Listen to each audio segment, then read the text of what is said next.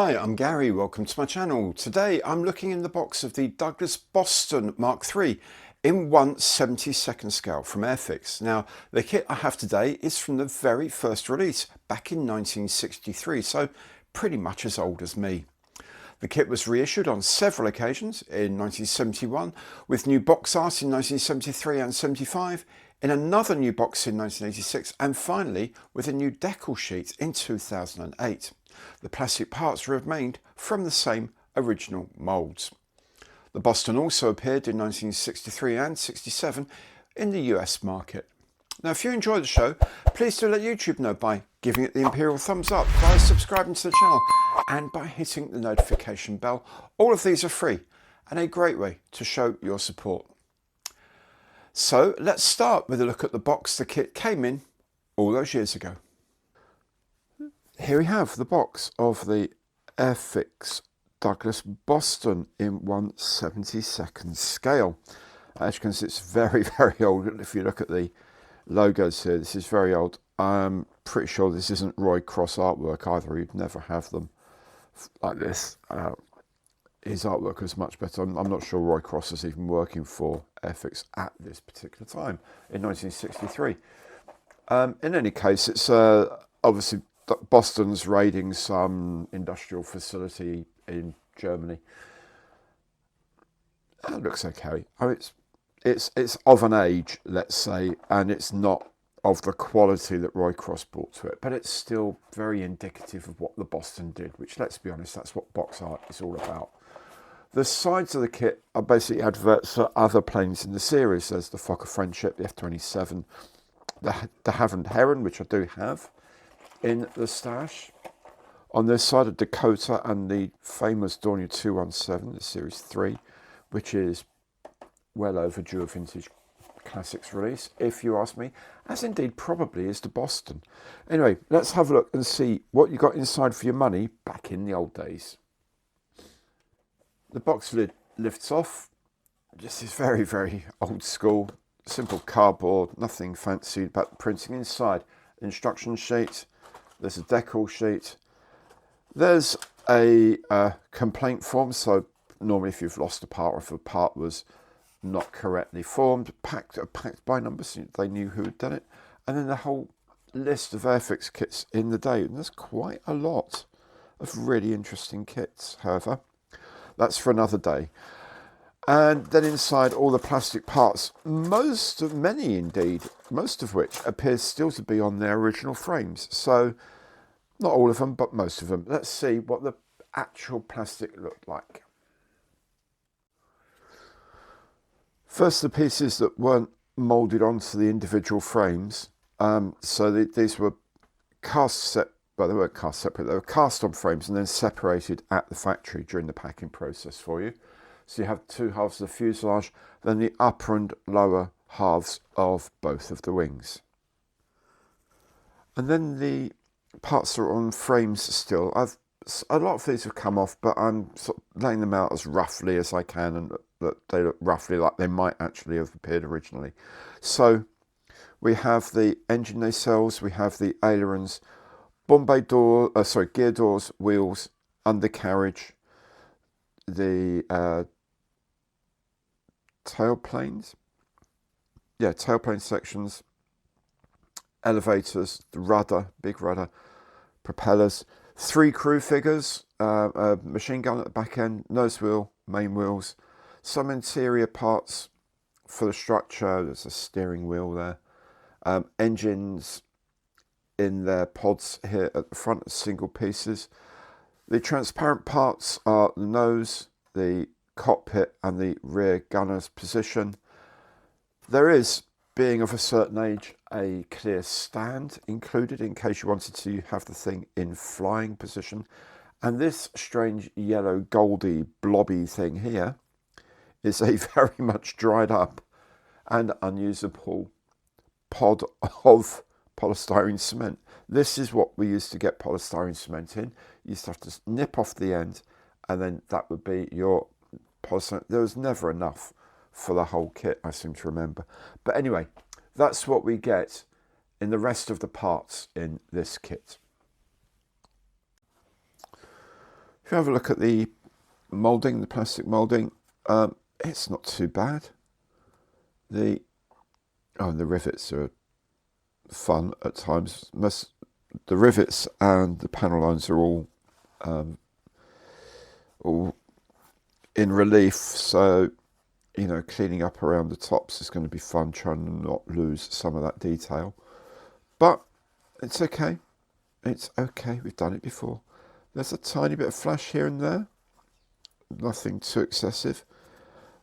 But the bulk of the plastic looks nicely moulded. I mean, this is old technology, remember. Some of this is a little suspect.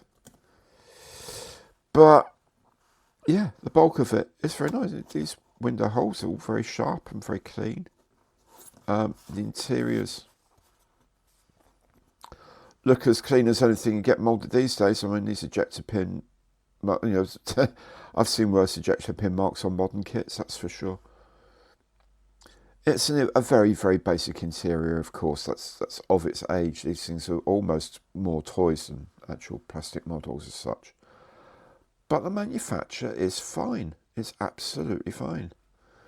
And remember, these are like essentially first run kits as well, so they hadn't been using the moulds for very long. This is a mounting for the rear gunners, twin machine guns. But you know what? You can live with this. You can live with this. If we put the two halves together, you can see actually they line up fairly well. Where the feed mark is there that needs cleaning up, and they're not too out of range with each other. Enough we can get by. And they actually do fit together. Some of these vintage things. Let's get that to focus again.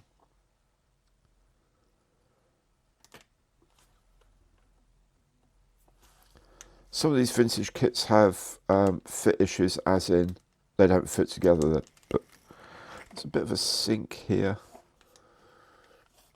Obviously, it shouldn't pass. I say shouldn't. That shouldn't pass quality control these days, but it probably would. And it's a bit of flash. It's a bit of flash, I think. I need to check whether that's a bit of flash or whether that's an aerial. All this stuff does fit together nicely. So, these are early parts of the mouldings. Focus, please. Thank you. Yeah, I think we'll get by with these quite nicely. Thank you.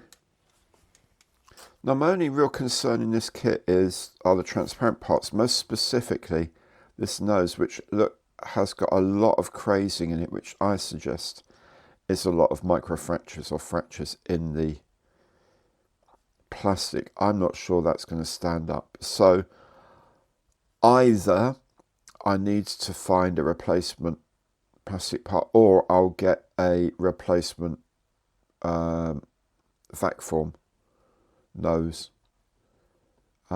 It's difficult because there's, quite often there was a gun there as well.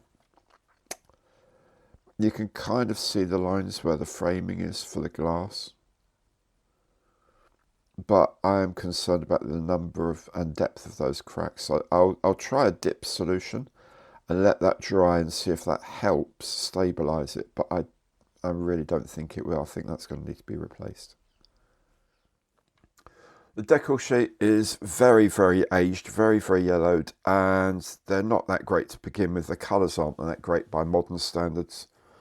I won't be using them, obviously, but this is what you get. You get national markings, fin flashes. You get the red stripes to go down by the side of the fuselage where the propeller arc is. You've got some bomb raid markings, some mission markings. You've got a couple of fire extinguisher things here. The Douglas Boston 3 decal was designed to go onto the stand if you're going to use it, and of course the serial number. Very, very basic set of decals, and I think beyond redemption, so I won't be using them. The instruction leaflets, very, very old, very, very simple. But you know what? In many ways, these are better than what we get now. The history of the Douglas Boston is quite a lot more than you would normally get. Normally you'd get one specific to a Mark III. You wouldn't have the background history of the entire aircraft. But there it is, still very interesting. Notice it's not in any other languages. If you wanted other languages, you'd be buying them in a different country, and there would possibly be a different instruction sheet. Otherwise, you just live with it. The instructions are the old school style of exploded diagrams and descriptions. Well, it does say that it should have nose weight, which is really good. Plasticine is recommended for weighting. Oh, I can do something a little bit better than that these days, I'm sure, but it doesn't say how much weights you need. So that's kind of helpful. Anyway, so an exploded diagram and then a description. So cement control column into smaller holding cockpit in front of the seat, things like that. There was just 3 panels for the entire construction of the aircraft. But, you got to know a bit more about structures of planes in a way and what things were called. And they're still easy enough to follow. It's not quite as difficult as people make out it used to be. This colour scheme is the slightly later one, so instead of the underside being sky, they are saying light grey, and dark earth and dark green on top. Yeah, the underside is not tricky to see. I just love things like that. It's just like, yeah, underside's all light grey, end of story. There's a kind of a wobbly edge here. I don't know whether I'll be able to recreate some of this stuff or whether that will just be like, I don't know. We'll have a look. Also depends on the markings of the aircraft I'm getting. This is an aircraft of 88 Squadron RAF. This is the colour scheme that went through pretty much all of the options that were ever available for the Boston, was this 88 Squadron aircraft. I'm not sure what the ones I've got, the replacement ones I've got are, but anyway, we'll see. It probably won't be quite this scheme, it'll be something slightly different. But still, do you know what? These instructions did assume that you could actually make sense of things. The step-by-step ones now are perhaps clearer, but I don't think these were terrible. Every now and again, there's a, well, where does that go then? Like the back, these parts here, well, that goes on the back there, obviously, and that goes on the front there, but precisely where does this go? Does it line up with the back of this, or do we just sort of wiggle it around until we think, oh, that fits? Which is probably the way we would have done it in the past, actually. I don't think it's a terrible way of doing things. Instrument panel, as you can see, just says instrument panel. I guess you're supposed to cut this out and stick it onto the part.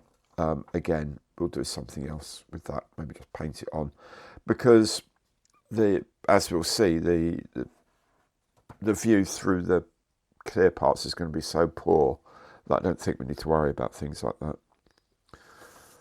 But you know what? Yeah, we got by with these today, and I know the instructions today are lovely, but we got by with this back in the day. Go figure. Anyway, that's the instruction sheet. There it is. The moulding is very much of its age, as are the figures, but overall it's not a bad looking kit at all. The big letdown are the transparent parts where the plastic really hasn't aged well. In fact, they look quite broken, but we'll see if they can be helped with a bit of polish and a dip in canopy solution. Otherwise, I'll be looking for some alternative or a replacement. The decals are essentially useless, but it's easy enough to get some replacements. All in all, this should be an enjoyable kit to make, and it'll be in the build schedule very soon. Now, if you've enjoyed this video, please do remember to let YouTube know by giving it the thumbs up, by subscribing, and by hitting the notification bell. Thanks so very much for watching today, and goodbye.